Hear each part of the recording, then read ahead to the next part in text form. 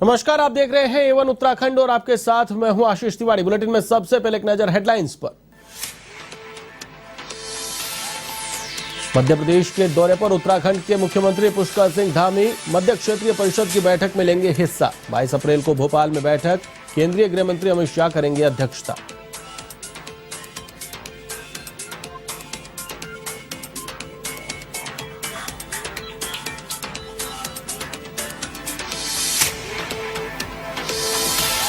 धर्मनगरी हरिद्वार में सफाई कर्मचारियों को मिलेगी राहत। सीवरेज की सफाई के लिए रोबोट मशीन का उद्घाटन। सीवर लाइन की गहराई तक जाकर जाम की सही लोकेशन कर सकेगी पता।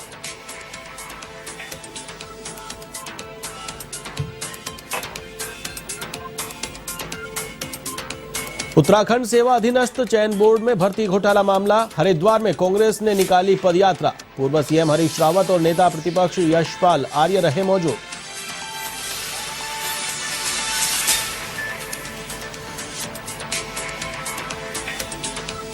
उत्तराखंड में निर्माण कार्यों में रॉयल्टी के नियमों में बदलाव और जीएसटी का विरोध। ठेकेदार संघ ने जताया विरोध। मुख्यमंत्री के नाम सौंपा ज्ञापन।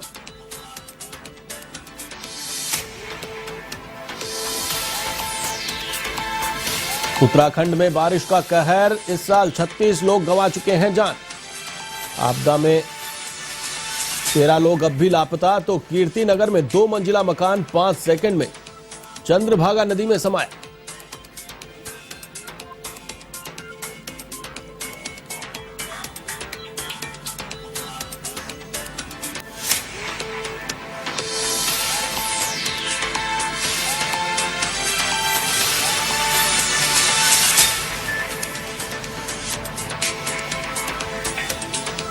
और अब खबरें विस्तार से।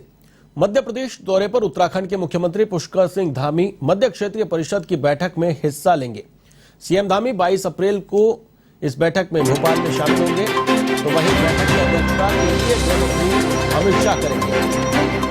आपको बता दें कि आंतरिक सुरक्षा, पुलिस आधुनिकीकरण, सीमांत सुरक्षा समेत महत्वपूर्ण विषयों पर इस बैठक में चर्चा होगी। मुख्यमंत्री के साथ राज्य सरकार के कुछ अधिकारी भी इस बैठक में शामिल होंगे। आपको बता दें कि 22 अगस्त को भोपाल में यह बैठक होगी। बैठक की अध्यक्षता केंद्रीय गृह मंत्री अमित शाह करेंगे।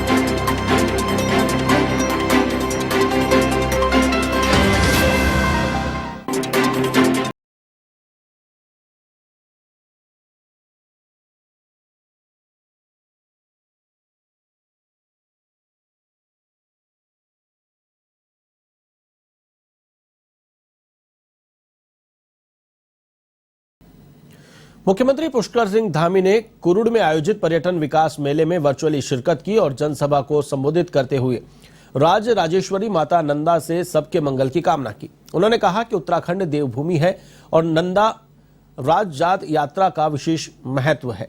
प्रधानमंत्री नरेंद्र मोदी ने केदारनाथ की भूमि पर कहा था कि यह दशक उत्तराखंड का दशक होगा।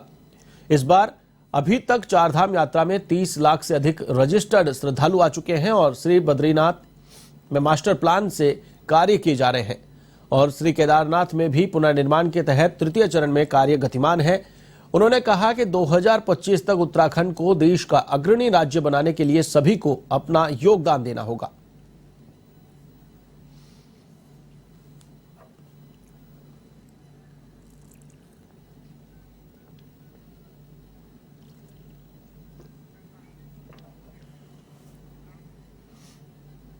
उत्तराखंड सरकार द्वारा खेलों को बढ़ावा देने के साथ ही प्रदेश के खिलाड़ियों को राष्ट्रीय स्तर पर अपनी प्रतिभा को दिखाने का मौका दिया जा रहा है, जिसके चलते राजधानी देहरादून में 20वें उत्तराखंड राज्य सीनियर बैडमिंटन प्रतियोगिता 2022 का समापन हुआ। आपको बता दें कि इस प्रतियोगिता का आयोजन 17 अगस्त से किया गया था, जिसका समापन हो चुका है। वहीं इस मौके पर मुख्य अतिथि के तौर पर खेल मंत्री रेखा आर्य ने शिरकत की। इस दौरान प्रतियोगिता में सर्वश्रेष्ठ प्रदर्शन करने वाले खिलाड़ियों को पुरस्कार देकर सम्मानित भी किया गया।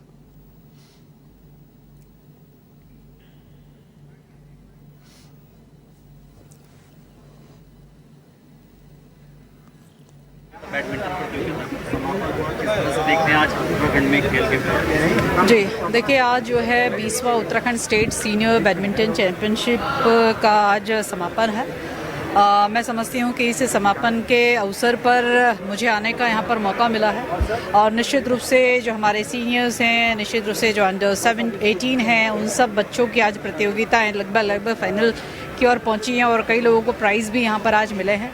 मैं समझती हूँ कि एसोसिएशन का ये एक अच्छा और सुखद प्रयास है। इससे कई मौके भी मिलते हैं, अवसर भी मिलते हैं और निश्चित रूप से बच्चों की प्रतिभा को निखार भी मिलता है और बच्चे फिर नेशनल और इंटरनेशनल के लिए प्रिपेयर भी होते हैं। मैं मानती हूँ कि निश्चित रूप से इस प्रतियोगिता के माध्यम से बच्चों को बहुत लाभ मिला होगा। धर्मनगरी हरिद्वार में सफाई कर्मचारियों को अब जान जोखिम में डालकर सीवरेज में सफाई नहीं करनी पड़ेगी। अब रोबोट के जरिए सीवरेज के मैन होल की सफाई बहुत जल्द हो सकती है। इसे केरल की स्टार्टअप कंपनी के द्वारा बनाया गया है, जिसका उद्घाटन पूर्व बीजेपी प्रदेशाध्यक्ष और हरिद्वार विधायक मदन कौशिक द्वारा किया गया। आपको बता दें कि रोबोट में 36 कैमरे लगे हैं जो सीवर लाइन के भीतर गहराई तक जाकर जाम की सही लोकेशन ट्रेस कर सकते हैं।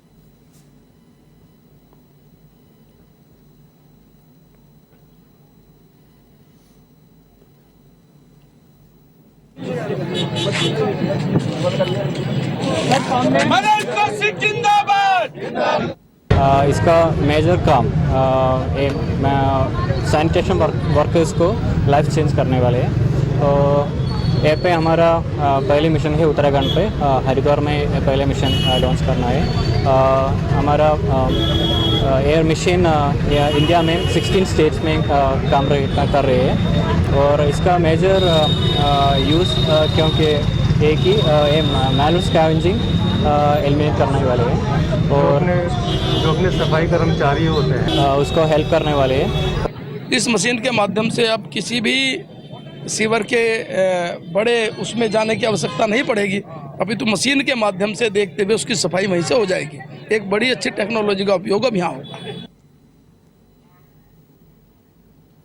उत्तराखंड के डीजीपी अशोक कुमार ने आपदाग्रस्त इलाकों का दौरा किया। डीजीपी के साथ इंस्पेक्टर अनिरुद्ध भंडारी भी मौजूद रहे। वहीं अब रेस्क्यू टीम द्वारा आपदाग्रस्त माल देवता क्षेत्र में पुनः रेस्क्यू ऑपरेशन चलाया जा रहा है।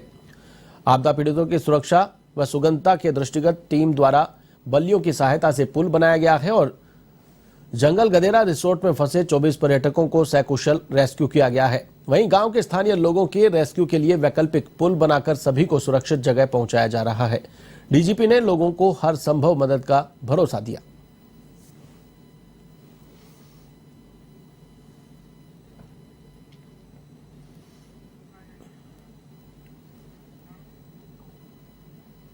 उत्तराखंड सेवा अधीनस्थ चयन आयोग में हुए भर्ती घोटाले को लेकर कांग्रेस लगातार उत्तराखंड सरकार पर हमलावर है।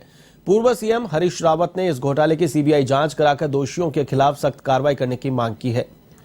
इसके साथ ही उत्तराखंड विधानसभा में नेता प्रतिपक्ष यशपाल आर्य ने भी हाईकोर्ट के सिटिंग जज की देखरेख में भर्ती घोटाले की जांच कराने की मांग सरकार से की है। इसी को लेकर हरीश रावत और यशपाल आर्य ने बेरोजगारी के विरोध में हरिद्वार के भगत सिंह चौक से लेकर सिटी मजिस्ट्रेट कार्यालय तक पदयात्रा निकाली।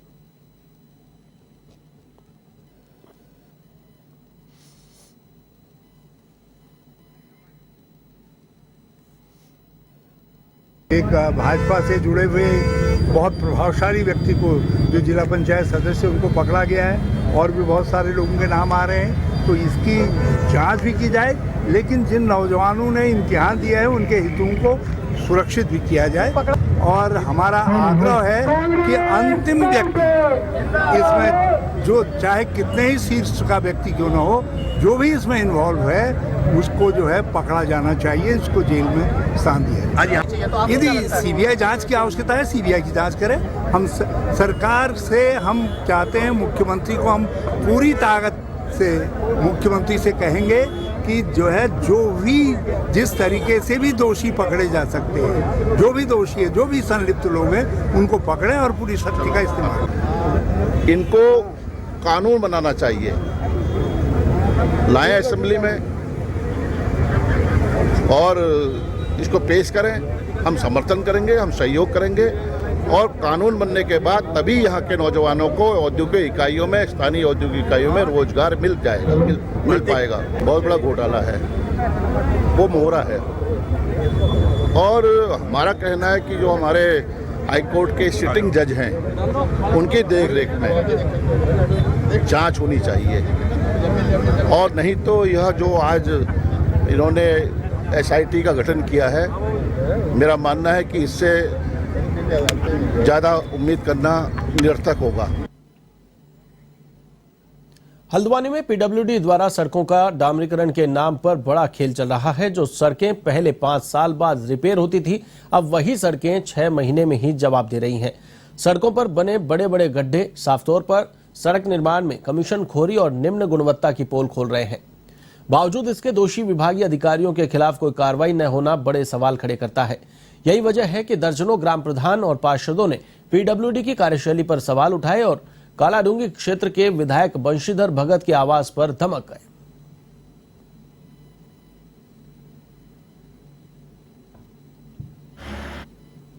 ये ग्रामीणों का आज ज्ञापन बन रहा है, अभी दिया नहीं, मुझे भी औरों के दस्तखत होने हैं। आज इतने ग्राम प्रधान यहाँ आए थे, इन लोगों का यही कहना है कि पहले 7 साल में सड़क की रिपेयरिंग होती थी, फिर 5 साल हो गया, लेकिन अब अनर्थ ये है कि अब तो 6 महीने में उखड़ जा रही, साल भर में उखड़ जा रही। इसके लिए हम चाहते हैं कि अगर एक ज्ञापन देते हैं कल को परसों को, तो फिर हम मुख्यमंत्री से ज्ञापन देके एक बड़ी एजेंसी से इसकी जांच कराएंगे। प्रदेश सरकार के द्वारा निर्माण कार्यों में 5 गुना रॉयल्टी बढ़ोतरी के खिलाफ राज्य के ठेकेदार भड़क उठे हैं। अल्मोड़ा में हिमालयन कॉन्ट्रैक्टर वेलफेयर सोसाइटी के बैनर तले ठेकेदारों ने महाधिवेशन में भागीदारी की। इस दौरान वक्ताओं ने सरकार पर आरोप लगाया कि सरकार राज्य के विभिन्न विभागों में निर्माण कार्य कर रहे ठेकेदारों को खत्म करने में जुटी हुई है, जिसके चलते ठेकेदारों पर काला कानून थोप रही है।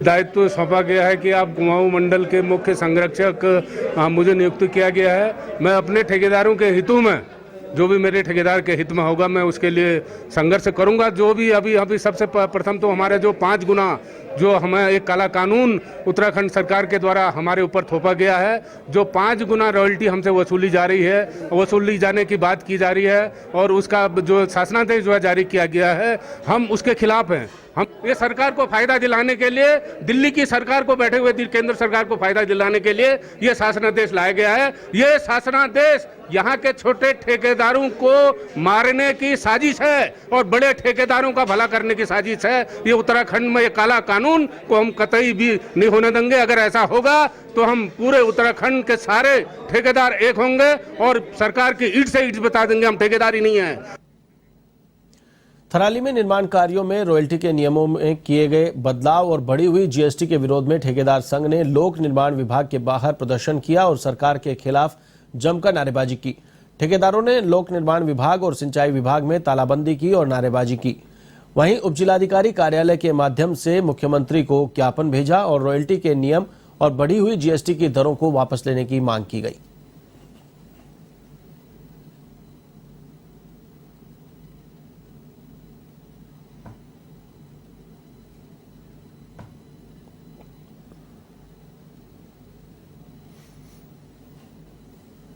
या पूरे संगठन के द्वारा ये बार बार सरकार को चेताने की कोशिश की गई है कि ये काला कानून है और इसको कहीं ना कहीं ये ठेकेदारों के ऊपर एक कुठाराघात है। इसको वापस ले लेना चाहिए सरकार को, क्योंकि ये कहीं से भी कहीं तक न्याय संगत नहीं है।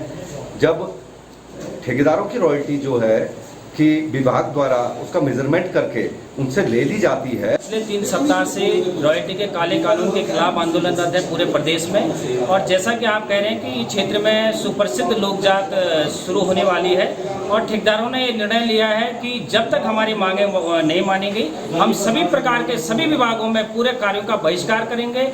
वहाँ जितने भी JCB लगे उनको हटाएंगे। जंगलों में लगातार शिकारियों की घुसपैठ होती रहती है और शिकारी शिकार करने की ताक में लगे रहते हैं। तो वहीं जनपद उधम सिंह नगर के तराई पश्चिम वन प्रभाग के परतरामपुर रेंज के दुर्गापुर बीट में वन विभाग ने 3 शिकारियों को गिरफ्तार किया है, जिनके पास प्रतिबंधित जीव का मांस और कुल्हाड़ी भी बरामद हुई है, जिन पर वन अधिनियम के तहत कार्रवाई करते हुए जेल भेज दिया गया है।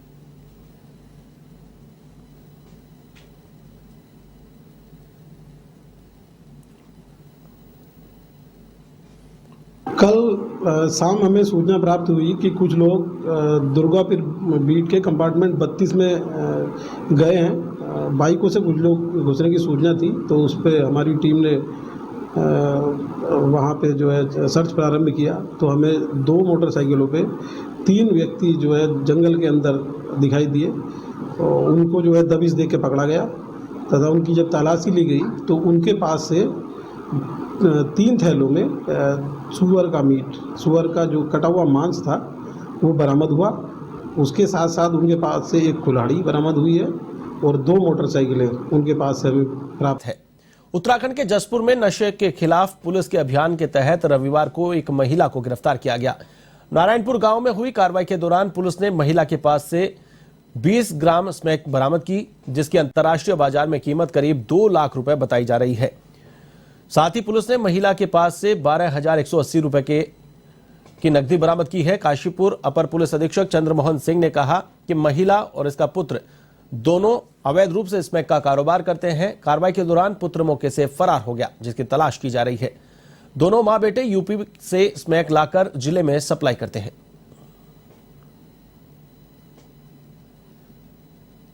जितने भी लोग जो नशे का व्यापार कर रहे हैं और इसमें संलिप्त हैं, इनके विरुद्ध एक अभियान चलाया जा रहा है और जिसके तहत गिरफ्तारियां भी की जा रही हैं। इसी संदर्भ में इस अभियान के तहत एक महिला को 20.45 ग्राम स्मैक, लगभग इतनी स्मैक थी, उसमें बरामदगी हुई है और उसको गिरफ्तार किया गया है।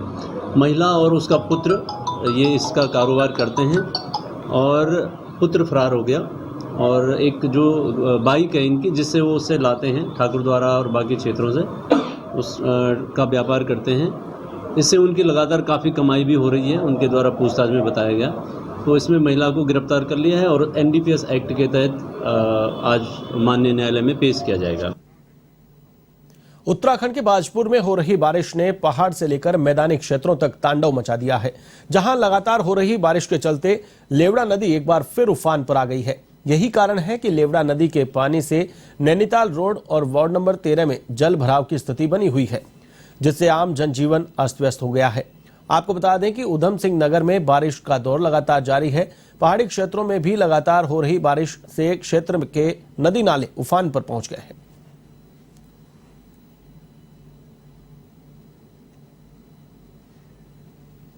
और हमने इसकी लेवड़ा नदी की सफाई भी कराई है, तो जिससे पानी की निकासी तो हो रही है, लेकिन जितनी होनी चाहिए थी उतनी नहीं हो पा रही है, क्योंकि पानी जो है निकासी का एक लेवड़ा नदी ही है जिसके द्वारा जो है पानी की निकासी हो सकती है।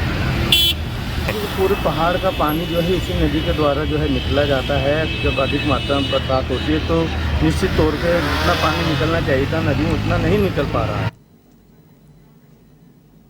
उत्तराखंड में बारिश ने जो कहर बरपाया है उसने एक बार फिर 2013 की आपदा के जख्म ताजा कर दिए हैं। उत्तराखंड के कई इलाकों से आपदा की भयानक तस्वीरें सामने आई हैं, जो किसी के भी रोंगटे खड़े कर सकती हैं।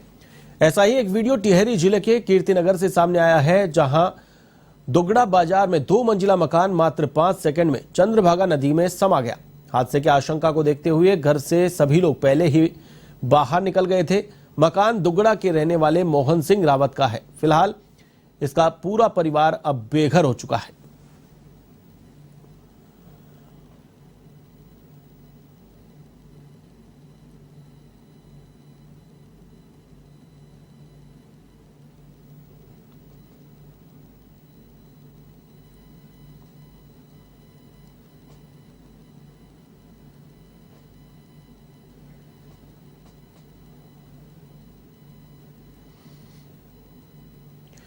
जहां एक तरफ उत्तराखंड सरकार आम जनता को बेहतर स्वास्थ्य सुविधा उपलब्ध कराने का दावा कर रही है, वहीं अल्मोड़ा में मेडिकल कॉलेज संचालित होने के बावजूद भी सरकारी अस्पताल सिर्फ रेफर सेंटर बनकर रह गए हैं। बदहाल स्वास्थ्य व्यवस्था को लेकर अल्मोड़ा विधायक मनोज तिवारी ने सरकार को चेतावनी देते हुए कहा कि अगर समय रहते अल्मोड़ा की स्वास्थ्य सुविधाओं को दुरुस्त नहीं किया जाता है तो स्वास्थ्य के मुद्दे को लेकर सरकार के खिलाफ आंदोलन किया जाएगा।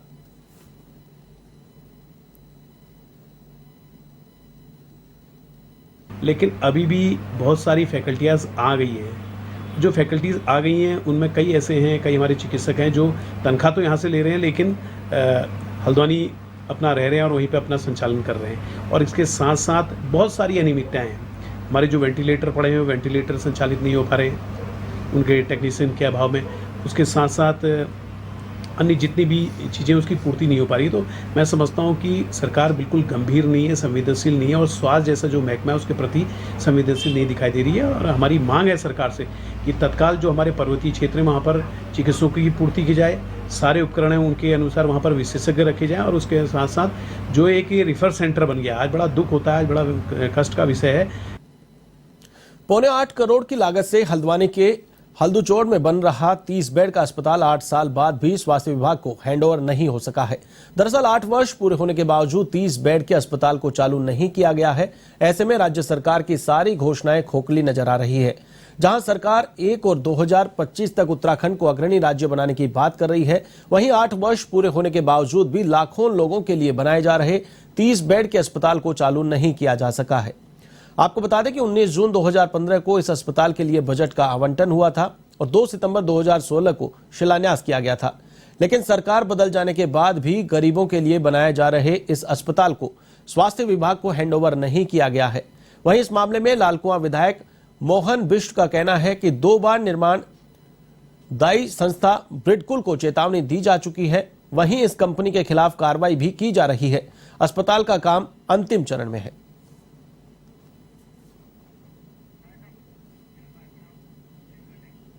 बुलेटिन में फिलहाल के लिए बस इतना ही। मुझे दीजिए इजाजत। देश और दुनिया की तमाम खबरों के लिए आप देखते रहिए A1 टीवी। नमस्कार।